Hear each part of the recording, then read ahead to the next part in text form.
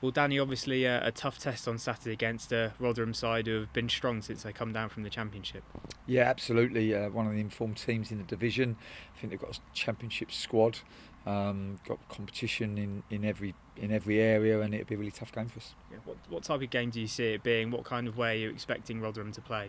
Well, I think Rotherham are a really physical team, very athletic, have very good pitch coverage, like to play forward very quickly, and have real threat when in open space. So for us, we have to make sure that we are aware of their strengths, but also find areas where we can exploit.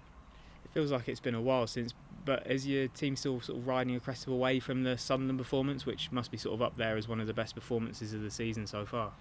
Yes, I think we were really pleased with the level of performance. It certainly set a benchmark, and now for us it's to try to build on that, and that's what our ambition is going into Saturday's game. We were really pleased, particularly in the final third of the Sunderland game, because I think we were able to be clinical and ruthless in equal measure. And now we go into a tough game against Rotherham, away from home, and looking for a similar performance.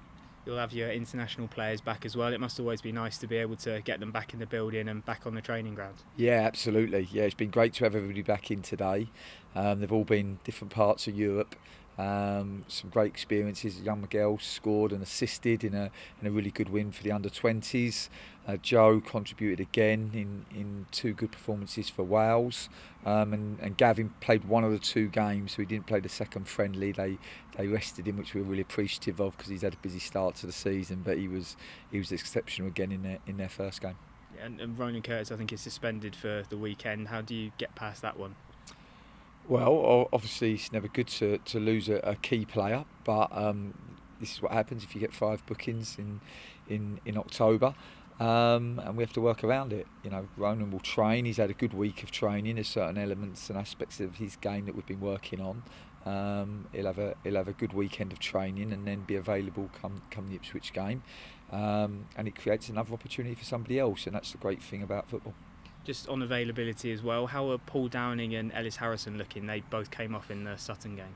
Yeah, that's right. It was a tough night for us in terms of injuries for sure, and we're waiting on scans for both of them to know more about the extent of those injuries. And we mentioned the Sunderland game, which was obviously a fantastic performance at home. Do you feel confident that you're going to be able to bring that level of performance to away games as well? Well, I think successful teams need to be able to win away. What normally defines the teams that are towards the top of the league and the teams that actually get promoted is the away form. So if you want to be successful, you have to find a way of winning away from home. And certainly when I look at my teams in the past that have had promotions, we've always been able to do that. And I think, the away form, need to be a good team away from home. You need certain qualities, and certainly the grit, the determination, and resilience, durability, and these types of qualities are very important. And these are the ones that we're going to need to show if we want to get a successful result on Saturday. Many thanks, Dan. Pleasure.